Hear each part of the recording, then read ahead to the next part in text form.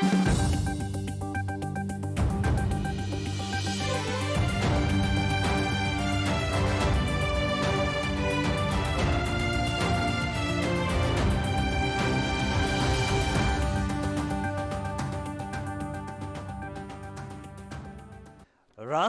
पुस्तान्तरणको बहस चलिरहेका बेला भोलि हुने काङ्ग्रेस संसदीय दलको चुनावमा कसले मार्ला बाजी? कान्तिपुर समाचारमा आज रापरपाले पनि चयन गर्यो अध्यक्ष राजेन्द्र लिङ्गदेनलाई संसदीय दलको नेता।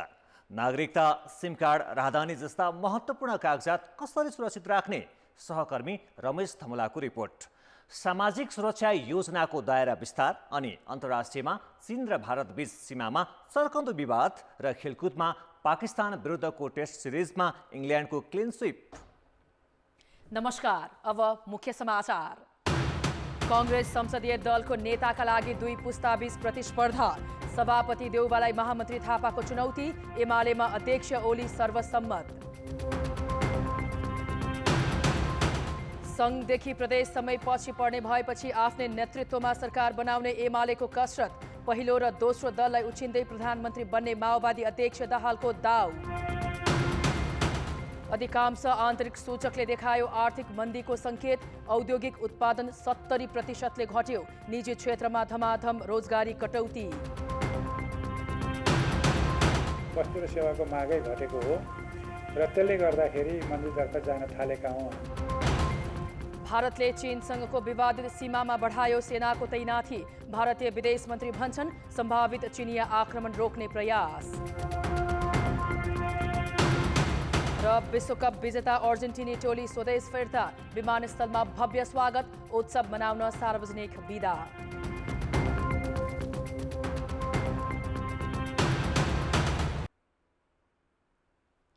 नेपाली कांग्रेसको संसदीय दलको नेतामा सभापति शेरबहादुर देउवा र महामन्त्री गगन कुमार थापा बीच प्रतिस्पर्धा हुने भएको छ।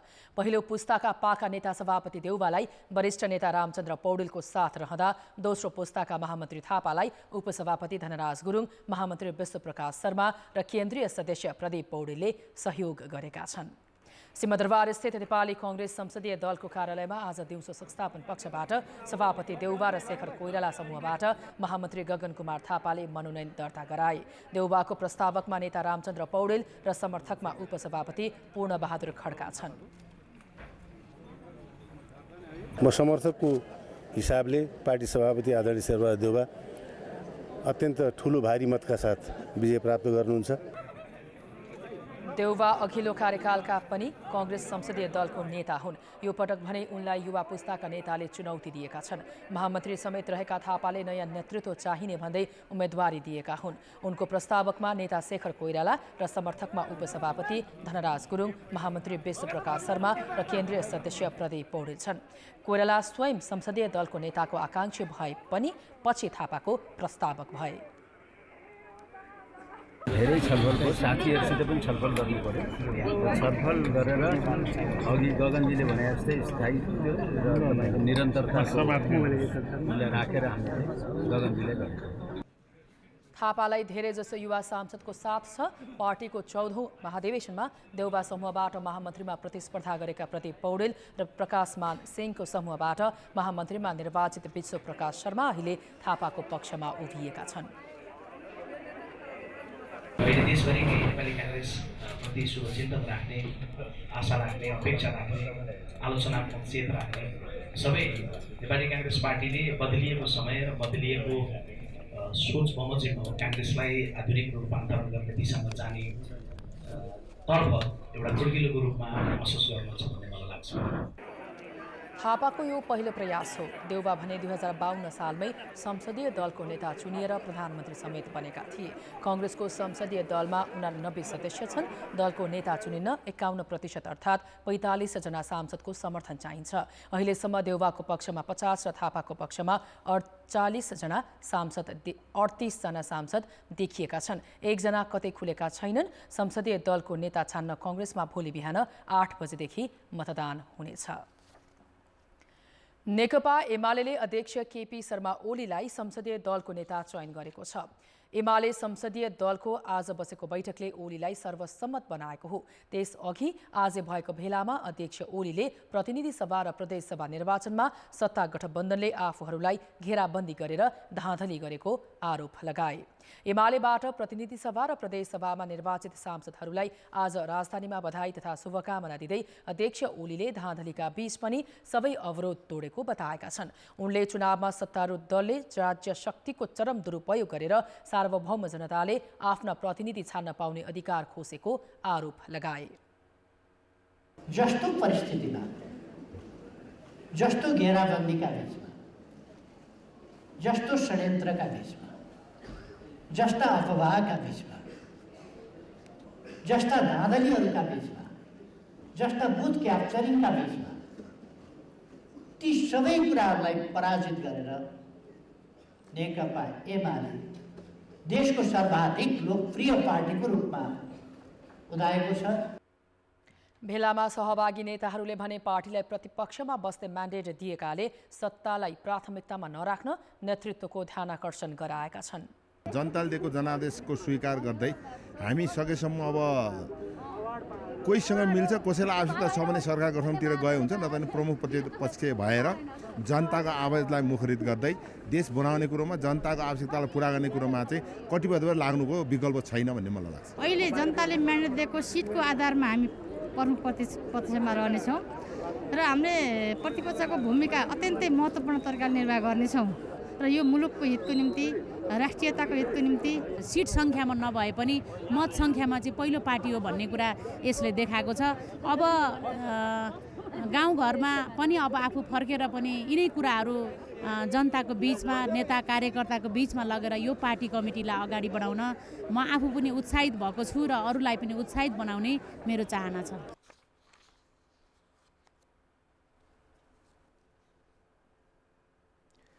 दस वर्षे सशस्त्र सङ्घर्षपछि संसदीय राजनीतिमा प्रवेश गरेको नेकपा माओवादी केन्द्र अहिले प्रतिनिधि सभामा तेस्रो दलको हैसियतमा छ। संसदको पहिलो र दोस्रो दल काङ्ग्रेस र एमाले नै सरकार निर्माणको सम्भाव्य समीकरणको अभ्यास गरिरहेका बेला माओवादी केन्द्रले पनि सरकारको नेतृत्व गर्ने चाहना देखाएको छ। संसदीय राजनीतिमा प्रवेश गरेपछि क्रमशः कमजोर बनेको माओवादी अहिलेको त्रिशङ्कु संसदमा निर्णायक जस्तै छ। यसकै फाइदा उठाउँदै अध्यक्ष पुष्पकमल दाहालले सरकारको नेतृत्व गर्ने चाहना देखाएका छन्। माओवादी केन्द्रका अध्यक्ष पुष्पकमल दाहाल 2 पटक प्रधानमन्त्री भइसकेका छन्। संविधान सभाको पहिलो निर्वाचनमा पहिलो दल बनेको माओवादीले एमाले र मधेसी मोर्चाको साथ लिएर अध्यक्ष दाहाललाई प्रधानमन्त्री बनाएको थियो। दोस्रो संविधान सभाको निर्वाचनमा तेस्रो दल बनेको माओवादीले संविधान निर्माणपछि बनेको सरकारको नेतृत्व गर्ने अवसर पायो। त्यो बेला काङ्ग्रेस र मधेसी दलको सहयोगमा दाहाल प्रधानमन्त्री बने। 2074 सालको निर्वाचनमा एमालेसँग गठबन्धन गरेका दाहालको प्रधानमन्त्री बन्ने चाहना भने पूरा भएन। अहिले काङ्ग्रेस सहितको गठबन्धन बनाएर चुनावमा गएको माओवादीले कमजोर तर तेस्रो हैसियतको नतिजा ल्याएको छ। गठबन्धन दलहरूलाई स्पष्ट बहुमत छैन। यही शक्ति सन्तुलनमा टेकेर माओवादी केन्द्रका अध्यक्ष दाहाल प्रधानमन्त्री बन्ने प्रयासमा देखिन्छन्। गठबन्धन कायम गर्नुपर्छ, यसको औचित्यता अझै बाँकी छ, तर एजेन्डाहरू अपग्रेड गर्नु जरुरी छ। त्यसको निम्ति के गर्ने त भन्दाखेरि पहिलो चरणमा नै प्रधानमन्त्री माओवादीले पाउनुपर्छ। यो न्यायसङ्गत छ, पोलिटिकली पनि जस्टिफाइड छ, सामाजिक दृष्टिकोणले पनि जस्टिफाइड छ, सबै किसिमले जस्टिफाइड छ भन्ने हाम्रो भनाइ। सकेसम्म गठबन्धनबाटै प्रधानमन्त्री बन्ने लालसा दाहालमा देखिन्छ। नसके एमाले एकीकृत समाजवादी लगायत साना दलको सहयोग जुटाएर भए पनि नेतृत्वमा पुग्ने उनको चाहना छ। तर अध्यक्ष दाहालको तेस्रो पटक प्रधानमन्त्री बन्ने उद्देश्य पूरा होला त? चाहे एमालेसँग हुँदाखेरि पनि उनी एमालेसँग जोडिन सक्छन् र काङ्ग्रेससँग जोडिँदाखेरि पनि जोडिन्छ र काङ्ग्रेससँग कम्फर्टेबल जोडाइ हुन सक्दछ, किनभने हिजो संयुक्त सरकार पनि चलाइसक्यो र गठबन्धनबाट चुनाव पनि भइसक्यो। अर्को तर्फबाट काङ्ग्रेसमा 3 लबीहरू छन् कि सरकारको दाबी गर्ने। काङ्ग्रेसको अन्तर्विरोधबाट पनि उनले यो भन्न सकेका हुन सक्छन् र अरूले ल तपाईँ अगाडि जानुस्, हामी सपोर्ट गर्न सक्छौँ भन्ने किसिमको अवस्था राख्या होला। त्यसो त एमाले पनि दाहाललाई सहज रूपमा प्रधानमन्त्री स्वीकार गर्छ भन्ने छैन। काङ्ग्रेस पनि राष्ट्रपति र प्रधानमन्त्री दुवै पद नछाड्ने अडानमा छ। त्यसैले दाहाललाई प्रधानमन्त्री बन्न त्यति भने सहज छैन। तर त्रिशङ्कु संसद र प्रदेश सरकारसम्मको समीकरण मिलाएर भए पनि दाहालले आफ्नो मनोकांक्षा पुरा नगर्लान् भन्न चाहिँ सकिँदैन। कान्तिपुर समाचारका लागि नेपालगञ्जबाट जे पाण्डे र क्यामेरामा श्याम श्रेष्ठको साथमा अवतार राई, काठमाडौँ। प्रतिनिधि सभा र प्रदेश सभाको निर्वाचनपछि दोस्रो स्थानमा समेटिएको नेकपा एमाले आगामी सरकार आफ्नै नेतृत्वमा गठन गर्ने गृह कार्यमा छ। गठबन्धन दलभित्र शक्ति बाँडफाँडमा देखिएको असमझदारीको फाइदा उठाउने रणनीति एमालेको छ। गठबन्धनले सङ्घमा सरकार बनाए प्रदेशमा समेत आफूहरू 5 वर्षसम्म सत्ता बाहिरै बस्नुपर्ने भय एमालेका नेताहरूमा छ। तर उसलाई सरकार बनाउने गरी बहुमत जुटाउन सहज भने छैन। मङ्सिर 4 को निर्वाचनपछि एमाले पहिलो पार्टीको हैसियत मात्रै गुमाएको छैन, सङ्घसहित सबै प्रदेश सरकारबाट वञ्चित हुनुपर्ने अवस्थामा पुगेको छ। तर उसले नयाँ समीकरण बनाएर लाभका पदमा पुग्ने मनसाय कायमै राखेको छ। सत्ता गठबन्धनका दलहरूलाई सरकार बनाउन दिए एमाले केन्द्र र प्रदेश सरकारको नेतृत्व मात्रै गुमाउँदैन, राज्यका शक्ति बाँडफाँडमा पनि पछि पर्नेछ। त्यसलाई राम्ररी बुझेका एमाले नेताहरू अहिले गठबन्धन दलभित्रै खेल्ने प्रयासमा छन्, तर त्यो सहज देखिँदैन। नेकपा एमाले प्रमुख प्रतिपक्षको हैसियतले संसदभित्र प्रभावकारी भूमिका खेल्नेछ। लाभको पदभन्दा जनता र देशको स्वार्थ हित नै हाम्रो लागि प्राथमिक विषय हो। 5 वर्षसम्म प्रतिपक्षको भूमिकामा बस्नु नपरोस् भनेर एमाले नेताहरू अहिले सकभर आफ्नै नेतृत्वमा बहुमत पुर्याउने कसरतमा छन्। एकातिर गठबन्धन तोड्ने र अर्कोतिर साना दललाई विश्वासमा लिने वातावरण बनाउन लागेका एमालेका नेताहरूको प्रयासमा अहिलेसम्म खासै प्रगति भएको देखिँदैन। यो संसदबाट बन्ने सरकार त्यसमा सफल हुन्छ कि हुँदैन, अहिलेको परिस्थितिमा हाम्रो चिन्ता यतापट्टि छ। हामी सत्तामा रहने अवस्थामा पनि यी विषयप्रति जिम्मेवार बनेर हामीले काम गर्छौँ।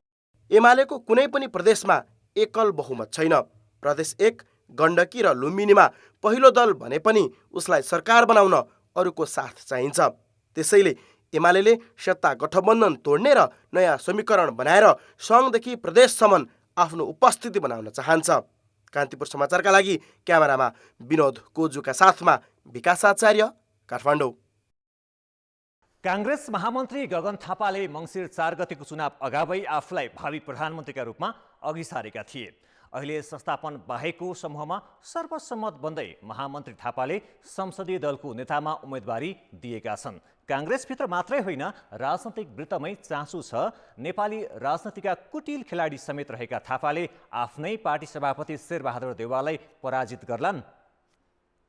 पार्टी सभापति शेरबहादुर देउवालाई चुनौती दिँदै संसदीय दलको उम्मेद्वार बनेका महामन्त्री गगन थापा नेभी सङ्घबाट राजनीतिमा उदाएका हुन्। 2051 सालमा त्रिचन्द्र क्याम्पसबाट स्वतन्त्र विद्यार्थी युनियनमा सदस्य निर्वाचित थापा 2055 सालमा सभापति निर्वाचित भएका थिए। 2057 सालमा नेपाल विद्यार्थी सङ्घको उपाध्यक्ष हुँदै 2059 मा महामन्त्री बने।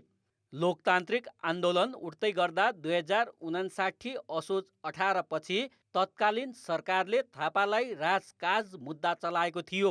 2062-63 को जनआन्दोलनमा गणतन्त्रका पक्षमा खेलेको भूमिकाले थापालाई चर्चित बनायो। अहिले उनले पुस्तान्तरणलाई मुद्दा बनाएका छन्। मलाई के विश्वास छ भने जो साथी निर्वाचित भएर आउनु भएको छ, निर्वाचनको बेलामा त घर घर जानुभएको छ, जनताको बिचमा जानुभएको छ, कुरा सुन्नु भएको छ, मत मात्र बुझ्नु भएको होइन, मन पनि त छाम्नु भएको छ। त्यसैले मत लिएर आएको, मन छामेर आएकोले भोलि एकपटक मतदान गर्नुभन्दा पहिला आफ्नो मनको कुरा सुन्छ।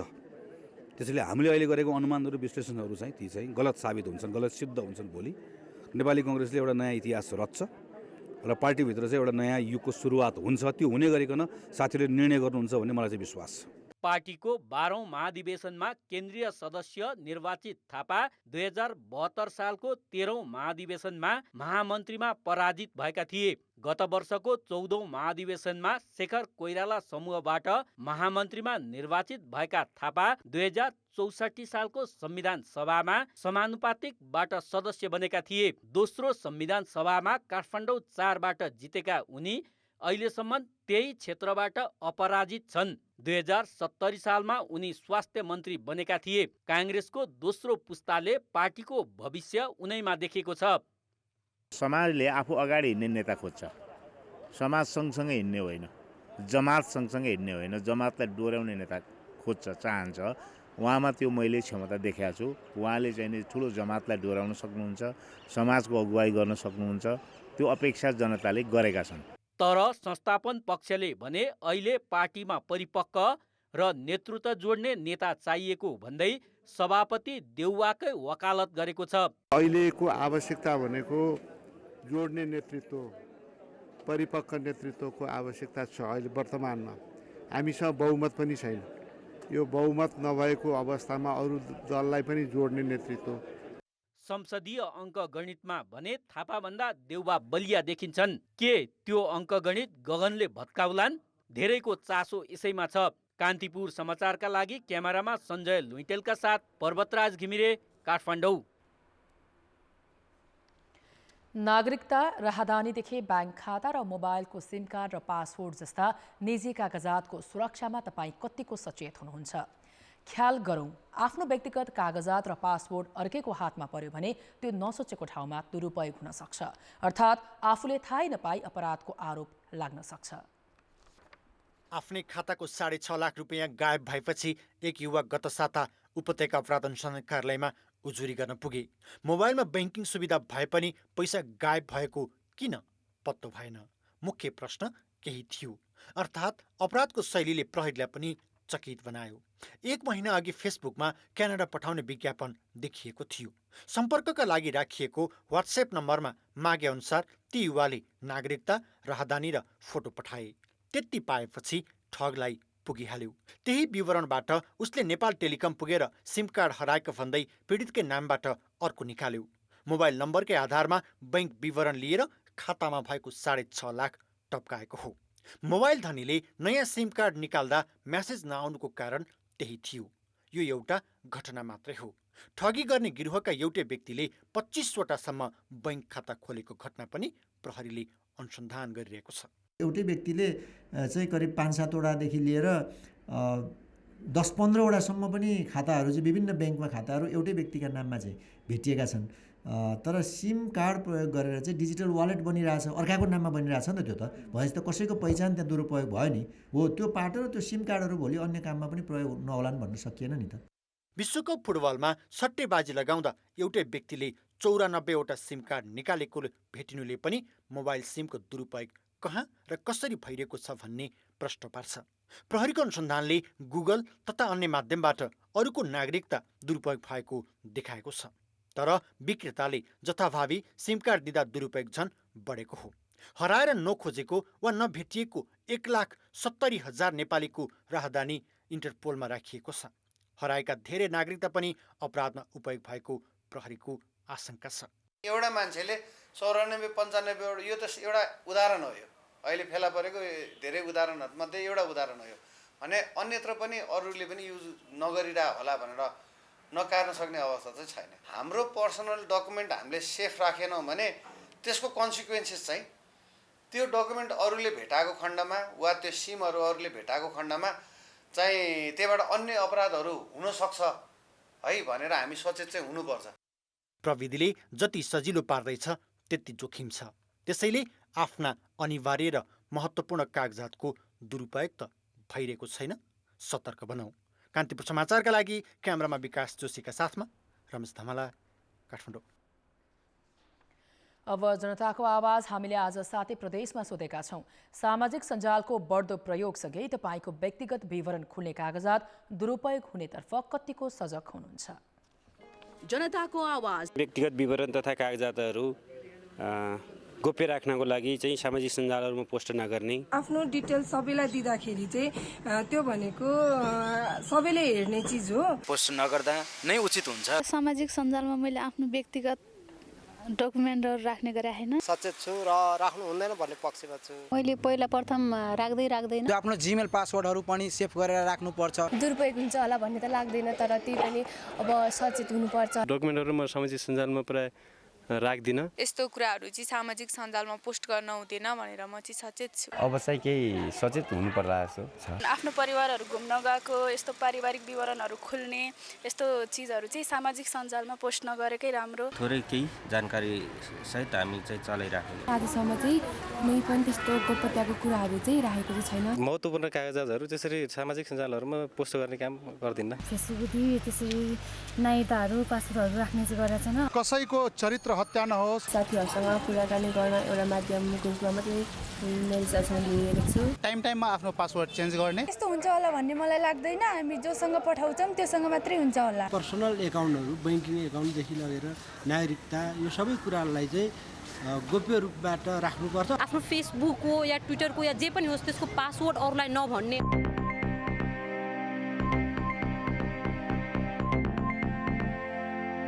काठमाडौँको खुला मञ्च आम मानिसका लागि बन्द छ। पुरानो बस पार्कमा 11 तले भ्यू टावर बनाउने भन्दै 6 वर्षसम्म खुला मञ्चलाई बस पार्कमा परिणत गरियो। खुला मञ्चभित्र रहेको बस पार्क हटेको पनि 2 वर्ष बितिसक्यो, तर अहिलेसम्म न बस पार्क बन्यो न खुला मञ्च नै सर्वसाधारणको लागि खुला भयो। महानगरका खुला क्षेत्रलाई संरक्षण गर्ने घोषणापत्र लिएर चुनाव जितेका मेयर बालेन्द्र शाहले अहिले पुरानो व्यतिथिलाई सच्याउनुको साटो खुला मञ्चमै बहुतले भूमिगत पार्किङ बनाउने नयाँ घोषणा गरेका छन्। बालेन्द्र शाहले काठमाडौँ महानगर प्रमुखको जिम्मेवारी सम्हालेको 8 महिना मात्र भयो, तर यो छोटो अवधिमा मेयर शाह धेरै आलोचित बनेका छन्। यही क्रममा उनले खुल्ला मञ्चमा ट्रिपल बेसमेन्ट पार्किङ र पानी पुनर्भरणको पिट निर्माण गर्ने योजना महानगरपालिकाको 10औं कार्यपालिका बैठकबाट पास गराएका छन्। तर खुल्ला मञ्चमा 3 तल्ले पार्किङ बनाउने योजनाबारे पारदर्शी रूपमा छलफल हुनुपर्ने भन्दै मेयर शाहमाथि दबाब बढेको छ। के योजना बनाएर कुन किसिमबाट कहाँ लाने भन्ने खालका योजनाहरू चाहिँ जनमानसमा ल्याउन सकेको भए मानिसहरू पनि अलि बढी प्रष्ट हुन्थ्यो। अनि त्यो गर्न खोजेका कुराहरू यो त ठिक काम गर्न खोजेको रहेछ, यसमा सहयोग गर्नुपर्छ भन्ने खालका कुराहरू आउन सक्थ्यो। खुला मञ्चको सन्दर्भमा अब विज्ञहरूलाई चाहिँ नि मतलब त्यो चाहिँ नि मतलब बोलाउनु राखेको छु, अभियन्ताहरूलाई बोलाउनु राखेको छु। अनि त्यो कुरो लगेर चाहिँ नि मैले मेयर साहबले पेश गर्ने हो हैन। अब मेयर साहबले अब म विज्ञहरूको पनि कुरा सुन्दैन, अभियन्ताहरूको पनि कुरा सुन्दैन भने जबरजस्ती गरेर चाहिँ मतलब अर्को कुरा हुन्छ, त्यहाँ विरोध पनि हुन सकिन्छ, सबै हुन सकिन्छ। खुला मञ्चमा बेसमेन्ट पार्किङ बनाउने कुरा कार्यपालिका बैठकबाट पारित भए तापनि यसमा केही वडा अध्यक्षले असहमति जनाएका छन्। वडासँग छलफल नै नगरी मेयर बालेनले आफ्नो योजना कार्यपालिका बैठकमा पास गराएको वडा अध्यक्षको आरोप छ। सार्वजनिक क्षेत्रमा कुनै पूर्वाधार निर्माण गर्नु पूर्व सम्बन्धित क्षेत्रको वडा कार्य समितिसँग छलफल गर्नुपर्ने कानुनी प्रावधान छ। पार्किङ बनाउने भन्ने कुरो चाहिँ मतलब त्यो पहिला आएको थिएन, पछि बोर्ड बैठकमा ल्याउनु भयो उहाँले। बोर्ड बैठकमा पछि मतलब सर्वसम्मतबाट चाहिँ पास गरिदियो, त्यति भएको त्यति मात्र हो। खुल्ला मञ्चमा बहुतले बेसमेन्ट पार्किङका लागि एकाएक डिपिआरको काम सुरु गर्ने खबर बाहिरिएसँगै उनको आलोचना सुरु भएको हो। 2077 सालदेखि खुल्ला मञ्च महानगरले तालचा लगाएर राख्यो। अहिले फेरि खुल्ला मञ्चमा पार्किङ निर्माणको बहस चलिरहँदा काठमाडौँ भ्यू टावरमा बन्दै गरेको टर्मिनल पार्किङतर्फ भने महानगरले ध्यान दिएको छैन। खुल्ला मञ्च भनेको खुल्ला चौर मात्र नभएर विभिन्न राजनैतिक तथा सामाजिक परिवर्तनको साक्षी पनि हो। यस्ता सार्वजनिक क्षेत्र संरक्षण गर्नुपर्ने दायित्व स्थानीय सरकारको हो। स्थानीय सरकार सञ्चालन ऐन 2074 मै यो कुरा उल्लेख गरिएको छ। तर आवश्यकता र विकासका नाममा बिना बहस यसरी योजना बनाइरहँदा काठमाडौँ महानगरले नै सम्पदा मास्न खोजेको त होइन भन्ने प्रश्न उब्जेको छ। कान्तिपुर समाचारका लागि क्यामेरामा हेम प्रसाई र विनोद कोजुका साथ सृजना बास्तोला, काठमाडौँ। चुनावमा भोट माग्ने क्रममा राजनैतिक दलहरूले लाखौंको संख्यामा रोजगारी सृजना गर्ने आश्वासन बाँडे। रोजगारीका लागि विदेशिनुपर्ने बाध्यतामा रहेका मतदातालाई आकर्षित गर्न सबै दलले यो नारालाई अस्त्र बनाए। चुनावमा गुलिया नारा बेच्ने दलहरूले नीति निर्माणमा भने खासै ध्यान दिएको पाइँदैन। बनाइएका केही नीति कार्यान्वयनमा उत्तिकै समस्या छ। राजनैतिक निकटता र पहुँच बिना राज्यबाट सहयोग नै नपाउने अवस्था छ। श्रम, रोजगार तथा सामाजिक सुरक्षा मन्त्रालयका अनुसार मुलुकमा 22 लाख नागरिक बेरोजगार छन्। श्रम बजारमा वार्षिक 5.5 लाखको हाराहारीमा श्रम शक्ति थपिरहँदा आन्तरिक रूपमा करिब 50,000ले मात्र अल्पकालीन रोजगारी पाएका छन्। रोजगारीका लागि ठुला सहर वा विदेश जानुपर्ने बाध्यता छ। स्थानीय स्तरमा नै रोजगारी सिर्जना वा स्वरोजगार प्रवर्धन त भाषणमा मात्र सीमित भएको छ। कहीं वार्ड से हमार कागज पत्र सब बा, हम बिजनेस भी कैले बानी, बैंक में ले जाता नहीं, सरकार मानता नहीं के दे, हमनी के केंगे होई गरीब बानी सन, हमनी के कारोबार करे के परल, वहाँ का मानता करे के परल।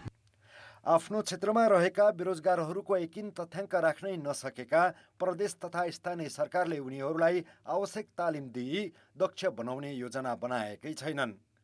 रोजगारी प्रवर्धनका लागि बनाइएका स्थानीय स्वरोजगार, प्रधानमन्त्री रोजगार कोष, युवा स्वरोजगार कोष लगायतका निकायको काम प्रभावकारी हुन सकेको छैन। स्थानीय स्तरमा आय आर्जनका लागि क्षमता अभिवृद्धि तथा गरिबी निवारण गर्ने राष्ट्रिय लक्ष्यमा स्थानीय तहलाई नै जोड्ने काम पनि भएको छैन। अब कुनै उद्योग धन्दा त्यहाँ खोलेर नै युवाहरूलाई रोजगारी दिन सकिन्छ। जस्तो त्यहाँ जडीबुटी उद्योगको सम्भावना छ, पर्यटन उद्योगको सम्भावना छ। हाम्रो जिल्लामा पानी प्रशस्त भएको हुनाले पानी बेचेर पैसा कमाउन सक्ने र पानी पर्साउने उद्योग खोल्न सक्ने सम्भावना छ। पछिल्लो जनगणना अनुसार करिब 22 लाख नागरिक रोजगारीका लागि विदेशमा छन्। कृषिमा लुकेको बेरोजगारीलाई समेत ध्यान दिने हो भने मुलुकमा प्रति वर्ष करिब 8 लाख नयाँ रोजगारी सिर्जना हुनुपर्छ। जनसङ्ख्या बनोटमा उत्पादनशील युवा जनशक्तिको हिस्सा 56.5% छ। देशमा आवश्यकता अनुसार रोजगारीको अवसर सिर्जना नहुँदा विदेशिनुपर्ने बाध्यता त छँदैछ। देशमा ऊर्जाशील जनशक्ति पनि पलायन हुने जोखिम बढेको छ। एउटा नीतिगत रूपमा नीतिगत संरचना हुनु पर्यो हैन। अर्को भनेको त्यो नीतिगत संरचना बनिसकेपछि त्यो संरचनालाई संस्थागत गर्ने राज्यको निकायहरू माथिदेखि तलसम्म संस्थागत गर्ने एउटा कार्यनीति हुनु पर्यो। तिनीहरूको अभावमा कार्यनीतिको कार्यक्रमको प्रतिबद्धताको अभावमा नीति बनेर काम छैन।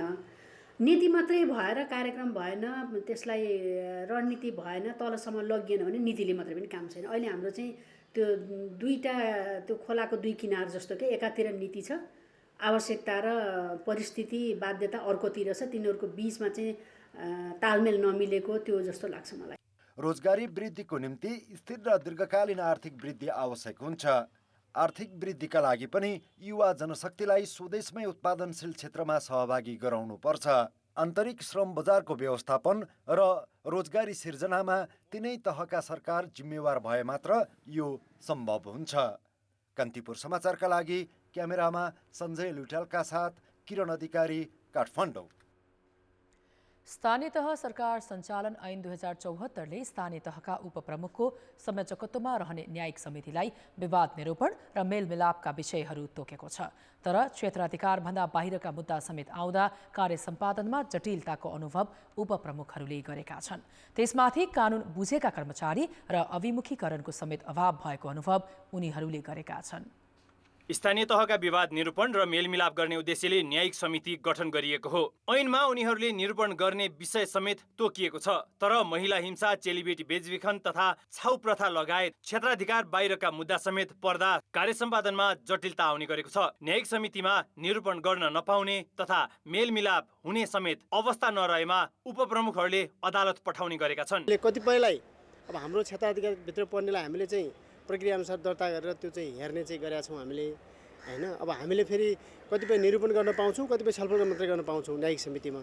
त्यसकारण निरूपण गर्न नमिल्ने विषयहरूलाई हामीले माथि चाहिँ सिफारिस गर्छौँ। अलिक जटिलता नै थियो हामीलाई, विवादहरू कसरी मिलाउने, कहाँबाट सुरु गर्ने, कसरी जाने भन्ने कुरा। पछि हामीले तालिमहरू लियो। अब हामीले ऐन बनायौँ, ऐन बनाइसकेपछि त्यसलाई फलो गरेर गर्दा हामीले बढी मात्रामा चाहिँ मेलमिलापको माध्यमबाट चाहिँ विवादहरूलाई टुङ्ग्याउने हैन, मेलमिलापकर्ता राख्ने। स्थानीय तहमै न्याय पाउने भएपछि समितिमा बढी जसो जग्गा किचलो, साँझ सिमानादेखि ज्येष्ठ नागरिकलाई परिवारले व्यवस्था गरेकासम्म मुद्दा बढी आउने गरेका छन्। बुवा आमाको यस्तो आँसुहरू देख्दा दुःख लाग्छ हैन। उहाँ कतिपय चाहिँ हामीले आमा बुवाले चाहिँ बुहारीको छोराको नाममा पास गरेर घरबाट निकालेको मुद्दालाई पनि हामीले चाहिँ त्यहाँ न्यायिक समितिले नै मिलायौँ छोराबुहारीलाई सम्झाएर हैन। पति पत्नी बीचको सम्बन्ध विच्छेद, पशुपक्षी छाडा छाडेको, गाली बेइज्जती, सरकारी जग्गा मिचेका जस्ता मुद्दा सकेसम्म मेलमिलापबाटै टुङ्ग्याउने गरेको उपप्रमुखहरूको अनुभव छ। यस्तै प्रचलित कानुन बमोजिम मेलमिलाप हुन सक्ने, व्यक्तिवादी भई दायर हुने अन्य देवानी र 1 वर्षसम्म कैद हुन सक्ने फौजदारी विवाद समेत स्थानीय तहले हेर्ने गर्छन्। सचेतना अभावका कारण स्थानीय पालिकाले नै निरूपण गर्न सक्ने मुद्दा अदालतमा जाने र गम्भीर प्रकृतिका मुद्दा स्थानीय तहमा आउने गरेका छन्। स्थानीय तहमा स्थानीय सरकारमा हेर्ने मुद्दाहरू अदालतमा जाने, प्रहरी कहाँमा जाने र प्रहरीले हेर्ने, अदालतले हेर्ने मुद्दा हामी कहाँ आउने जो प्रक्रिया छ, यो चिजलाई अवेरनेस जरुरी छ। समुदायमा सचेतना फैलाउने, कस्ता प्रकारका मुद्दाहरू अदालतमा जाँदा महँगो खर्च भइरहेको हुन्छ, त्यो चिज हामीले त उहाँहरूलाई चिया खुवाएरै, खाजा खुवाएरै त्यो समाधान गरिरहेको हुन्छौँ। तर समुदाय अझै आउने अवस्था कम देखिरहेको अवस्था छ। न्यायिक समितिलाई केही अभिमुखीकरणहरू, तालिमहरू भन्ने गोष्ठीहरूदेखि लिएर अलिकति न्यायिकमा हुने पर्ने कानुनविदहरूलाई पनि हामीले राखेर सरसल्लाह लिनुपर्ने रहेछ र कानुनविद पनि हामीले साथसाथै चाहिने रहेछ जस्तो लाग्छ। स्थानीय तहका न्यायिक समितिलाई अझै प्रभावकारी बनाउन कानुन बुझेका कर्मचारी र न्यायिक अभिमुखीकरण तालिम आवश्यक त छ नै, नागरिकमा पनि आँगनमै न्याय पाउन सकिन्छ भन्ने सचेतना जरुरी देखिएको छ। कान्तिपुर समाचारका लागि क्यामेरामा विकास जोशी र हेम प्रसाईका साथ सुबिन्द्र श्रेष्ठ, काठमाडौँ। अर्थ र विकास। झन्डै 3 वर्षको कोरोना महामारी र 10 महिनादेखि जारी रुस युक्रेन युद्धका कारण विश्व अर्थतन्त्र सङ्कटपूर्ण अवस्थामा छ। मानिसहरूको क्रय शक्तिमा कमीसँगै विश्वभर औद्योगिक उत्पादनको माग घट्दै गएको छ। रोजगारदाताहरूले रोजगारी कटौती गर्न थालेका छन्। नेपालमा पनि अधिकांश आन्तरिक सूचकमा गिरावट देखिएको छ भने मुलुकमा आर्थिक मन्दीका सङ्केत देखिसकेको विज्ञहरूले बताएका छन्। अहिले नेपालमा आम रूपमा सुनिने एउटा शब्द छ मन्दी, अर्थात् आर्थिक मन्दी। यो आर्थिक मन्दी के हो र के कारणले आउँछ? के नेपालमा साँच्चीकै आर्थिक मन्दी सुरु भइसकेको हो अथवा हुन बाँकी नै छ? वस्तु र सेवाको माग लगातार घट्दै जानुलाई आर्थिक मन्दी भनिन्छ। मन्दी आएपछि वस्तुको माग घट्छ, माग घट्दा उत्पादन घट्छ र रोजगारी कटौती हुन्छ। अहिले नेपालमा यो अवस्था देखिएको छ। कतिपय क्षेत्रमा रोजगारी कटौती हुन थालिसकेका छन्। उद्योग वाणिज्य महासङ्घका उपाध्यक्ष अञ्जन श्रेष्ठले कर्मचारीलाई बेतलबी बिदामा पठाएको बताए। नेपाल विज्ञापन सङ्घका पूर्व अध्यक्ष रविन्द्र कुमार रिजालले 50 कर्मचारी कटौती गरिसकेका छन्। अन्य उद्योगी व्यवसायी पनि यही अवस्था लामो समयसम्म कायम रहे कर्मचारी राख्न नसकिने अवस्थामा पुगेको बताइरहेका छन्। यो परिस्थिति चाहिँ अगाडि बढ्यो र सकारात्मक चेन्जेस आउँछ कि भनेर वेट गरेको स्थिति छ। तर यही परिस्थिति कन्टिन्यू अगाडि बढ्ने भने अब कर्मचारी पठाउने एउटा प्रक्रिया छ, त्यो प्रक्रिया मार्फतमा अगाडि बढ्नुपर्ने स्थिति आउन सक्छ। आम सञ्चार माध्यममा विज्ञापन 60% घटेको छ भने प्रसारण र प्रकाशित भएका विज्ञापनको पनि 3 अर्ब रुपियाँ भन्दा बढी रकम बजारबाट उठाउन बाँकी रहेको नेपाल विज्ञापन सङ्घले जनाएको छ। त्यस्तै औद्योगिक क्षेत्रको उत्पादनमा 70% र घर जग्गाको कारोबारमा 90% सम्म गिरावट आएको छ। अटोमोबाइल क्षेत्र ठप्प जस्तै छ। दैनिक उपभोग्य बाहेक अन्य वस्तुहरूको बजार मागमा पनि 70 देखि 80% सम्मको गिरावट आएको छ। धेरै कटौती भयो होला जस्तो लाग्छ मलाई। जुन बजारको स्थिति हेर्दा धेरै कटौती भयो होला। मै भाटा 4-5 जना मान्छे थिए, अहिले 2 जना मात्रै। दसैँ तिहारपछि 50% व्यापार घट्यो। चुनावपछि हुन्छ कि भन्ठानेको हामीहरूले, चुनावपछि त झन् खस्किँदै गएको। पहिलाको तुलनामा त तपाईँको 100मा तपाईँको 80% नै अब घटेको छ व्यापार। रोजगारी कटौती भयो, यहाँ पसलहरू नै कतिवटाको यहाँ रेन्ट अब खाली गर्ने नै भइसकेका छन् कतिजना त। पर्यटनमा केही सुधार भए पनि क्याफे र रेस्टुराँको व्यापार अझै उठ्न सकेको छैन। क्रयशक्तिमा कमीका कारण सुपरमार्केटको व्यापार पनि घट्दै गएको व्यवसायीको भनाइ छ। अहिलेको अवस्थालाई आर्थिक मन्दीको उत्कर्ष नभई सुरुवाती सङ्केतका रूपमा लिनुपर्ने विज्ञहरू बताउँछन्। मन्दीमा हामी पुगिसकेका छौँ भन्ने कुरा चाहिँ होइन, तर हाम्रो गन्तव्य अहिले त्यही छ, हामी त्यतैतर्फ जाँदैछौँ र यो 1 वर्षभित्रमा 6 महिनादेखि 1 वर्षभित्रमा अरू कठिन अवस्था आउँछ। व्यवसायीहरू पहिले अप्ठ्यारोमा पर्ने हो अनि आम जनताहरू अप्ठ्यारोमा पर्ने हो। किनभने व्यवसायहरू अप्ठ्यारोमा परेपछि, सामानको बिक्री हुन छोडेपछि, रोजगारी घट्न थालेपछि अनि बल्ल घर परिवारमा चाहिँ बेरोजगार भएपछि अनि समस्या पर्न थाल्छ। हाम्रो अवस्था चाहिँ एकदम होइन पुवर अवस्था छ, होइन पुवर अवस्था छ।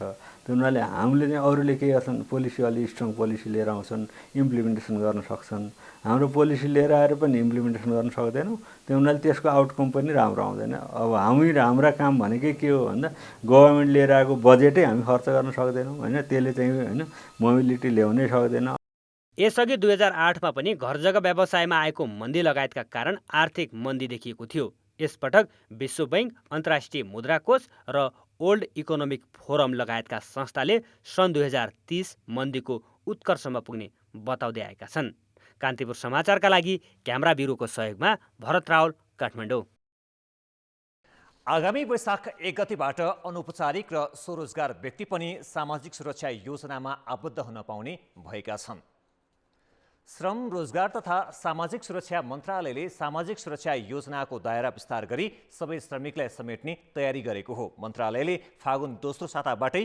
वैदेशिक रोजगारीमा रहेका श्रमिक पनि सुरक्षा योजनामा आबद्ध हुन सक्ने जनाएको छ अनौपचारिक स्वरोजगार र वैदेशिक रोजगारीमा रहेका व्यक्तिलाई समेट्ने गरी मन्त्रालयले 2वटा कार्यविधि ल्याएको हो सरकारले तोकेको न्यूनतम आधारभूत पारिश्रमिकको 20% रकम अर्थात् 1900 रुपैयाँ कोषमा मासिक योगदान गरेपछि सामाजिक सुरक्षा कोषले दिने सबै सुविधा लिन पाइनेछ वैदेशिक रोजगारीमा रहेका व्यक्तिले आधारभूत तलबको 21% र स्वरोजगार व्यक्तिले सरकारले तोकेको आधारभूत तलबको 31% योगदान गर्नुपर्नेछ फ्रेङ्कली भन्नुपर्दाखेरि के देखिन्छ भने एउटा निजामती कर्मचारीले पाउने सुविधा भन्दा यो कार्यविधि अन्तर्गत आबद्ध हुने श्रमिकले चाहिँ बढी सुविधा पाउने गरेर हामीले चाहिँ त्यो खालको कार्यविधि हामीले निर्माण गरेका छौँ किन भन्दाखेरि 7 प्रदेशबाट चाहिँ 12 जनालाई स्कलरसिप दिने घर बनाउँदाखेरि चाहिँ 70 लाख चाहिँ नै सहुलियतपूर्ण लोन दिने त्यसपछि उच्च शिक्षामा चाहिँ 30 लाख चाहिँ नै लोन दिने लगायतका सुविधाहरू छन् सिस्टम सबै अनलाइन हो अनलाइन पद्धतिबाट उहाँहरू जोडिने हो स्पेसल्ली वैदेशिक रोजगारीमा जानेहरूले श्रम स्वीकृति र पुनः श्रम स्वीकृति लिँदाखेरि जुन पोर्टलमा गएर इन्ट्री गर्नुहुन्छ त्यही पोर्टलमा चाहिँ सोसियल सेक्युरिटीको इनरोलमेन्ट अनलाइन हुने गरी हामीले व्यवस्था गर्छौँ कार्यविधिले नियमित रूपमा योगदान गर्नेहरूलाई औषधि उपचार स्वास्थ्य तथा मातृत्व सुरक्षा योजना दुर्घटना तथा अशक्तता सुरक्षा योजना आश्रित परिवार सुरक्षा योजना र वृद्ध अवस्था सुरक्षा योजनामा सहभागी हुने व्यवस्था गरेको छ सबै नेपालीलाई सामाजिक सुरक्षाको दायरामा ल्याउन मन्त्रालयले नयाँ कार्यविधि ल्याएको हो सामाजिक सुरक्षा योजना लागू भएको 4 वर्षको अवधिमा 3,80,000 श्रमिक आबद्ध भएका छन् अब जनमतको अन्तिम परिणाम जनमतमा हिजो हाम्रो प्रश्न थियो त्रिभुवन विश्वविद्यालयले वर्ष दिनसम्म पनि परीक्षाको नतिजा निकाल्न नसक्नुलाई के भन्ने ए गैर जिम्मेवार नेतृत्व बी विद्यार्थीको भविष्यमाथि खेलबाड र सी जनशक्ति अभाव जनमतको अन्तिम परिणाम यस्तो छ ए गैर जिम्मेवार नेतृत्वमा 78% बी विद्यार्थीको भविष्यमाथि खेलबाडमा 19% र सी जनशक्ति अभावमा 3% मत प्राप्त भएको छ अब आजको प्रश्न जनमत सामाजिक सुरक्षा योजनामा सबै श्रमिक समेट्न के गर्नु पर्ला ए बाध्यकारी योजना बी श्रमिकलाई सुसूचित र सी प्रभावकारी अनुगमन जनमतको अन्तिम परिणाम भोलि बेलुकी 8 बजेको कान्तिपुर समाचारमा प्रसारण गर्नेछौँ कृपया NEWS न्युज स्पेस AB वा सी टाइप गरी 34001 मा SMS गरी आफ्नो मत व्यक्त गर्नुहोला खेलकुद समाचार कान्तिपुर खेलकुद समाचारमा स्वागत छ इङ्ल्यान्डले पाकिस्तान विरुद्धको टेस्ट सिरिजमा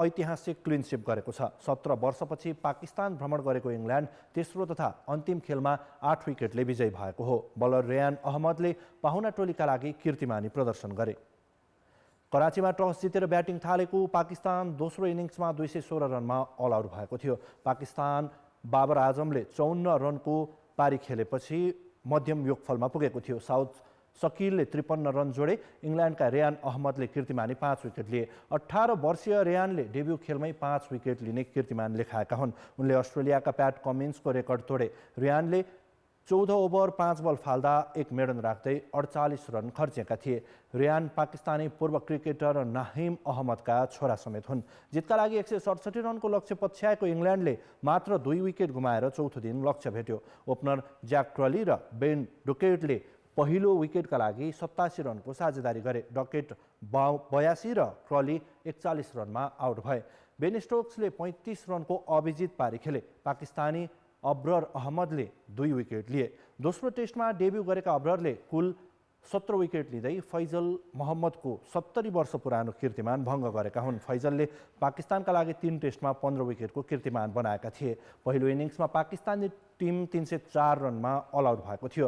ह्यारी ब्रकले 111 रनको शतकीय पारी खेलेपछि इङ्ल्यान्डले 354 रन बनाउँदै पहिलो इनिङ्समै 50 रनको अग्रता लिएको थियो। यसअघि इङ्ल्यान्डले मुल्तानमा भएको दोस्रो टेस्टमा 26 र रावलपिण्डीमा भएको पहिलो टेस्टमा 72 रनको जित हात पारेको थियो। इङ्ल्यान्ड 17 वर्षपछि टेस्ट खेल्न पाकिस्तान पुगेको हो। Harry book player of the series बने। उनले 3 शतकसहित 468 रन बनाए।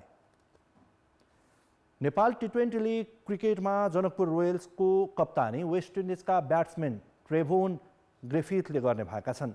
मार्की खेलाडी सोमपाल कामीलाई भने टिमको उपकप्तानको जिम्मेवारी दिइएको छ। आज पत्रकार सम्मेलन गर्दै जनकपुरले कप्तान, विदेशी खेलाडीको नाम र जर्सी सार्वजनिक गरेको हो। कप्तानी जिम्मेवारी पाएका ग्रिफिथ शीर्ष क्रमका ब्याट्सम्यान हुन्। उनले 21 फर्स्ट क्लास, 34 लिस्टे र 18 टी20 खेलेका छन्। जनकपुरले वेस्ट इन्डिजकै केसरिक विलियम्स र चार्डविक वाल्टनलाई पनि अनुबन्ध गरिसकेको छ। यस्तै आसान प्रियञ्जन, सराफुद्दिन अशरफ र समीउल्लाह सिनवारी पनि जनकपुरमा विदेशी खेलाडीको रूपमा आबद्ध छन्। भारतीय उमेश पटवालले जनकपुरमा प्रशिक्षकको भूमिका निर्वाह गर्नेछन्। पटवाल नेपाली क्रिकेट टिमका पूर्व कप्तान समेत हुन्।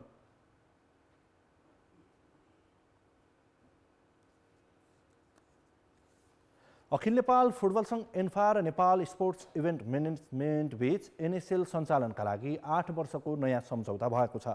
सम्झौता अनुसार 8 वर्षमा एनएसएल आयोजकले एन्फालाई 17 करोड 21 लाख रुपैयाँ उपलब्ध गराउनेछ। आज एन्फाका महासचिव किरण राई र स्पोर्ट्स इभेन्ट म्यानेजमेन्टका तर्फबाट आश्रिता कार्कीले सम्झौता पत्रमा हस्ताक्षर गरेका हुन्। यो सँगै नेपालको पहिलो फ्रेन्चाइज फुटबल एनएसएलको दोस्रो संस्करण आयोजनाको बाटो सहज भएको छ। 2078 को जेठमा सम्पन्न भएको एनएसएलको पहिलो संस्करणको उपाधि काठमाडौँ रेजर्सले जितेको थियो। शहीद स्मारक ए डिभिजन लिग क्लबका विरोधका कारण अक्सन सम्पन्न भइसकेको एनएसएलको दोस्रो संस्करण भने आयोजना नै हुन सकेको छैन। 3 स्टार, मनाङ मर्स्याङदे सङ्कटा र एनआरटीले एनएसएलले शहीद स्मारक लिगको भविष्य सङ्कटमा पारेको भन्दै नयाँ सम्झौताका लागि एन्फालाई पत्र बुझाएका थिए। शीर्ष डिभिजन क्लबकै विरोधका कारण एन्फाले एनएसएलसँगको पुरानो सम्झौता खारेज गर्दै नयाँ सम्झौता गर्नु परेको हो। एनएसएलका संयोजक श्रेयांश कार्कीले आगामी सेप्टेम्बर अक्टोबरमा हुने गरी दोस्रो संस्करणका लागि प्रतियोगिताको तयारी सुरु गर्ने बताए। समाचार अहिलेलाई यति नै। अब मौसम सम्बन्धी जानकारी।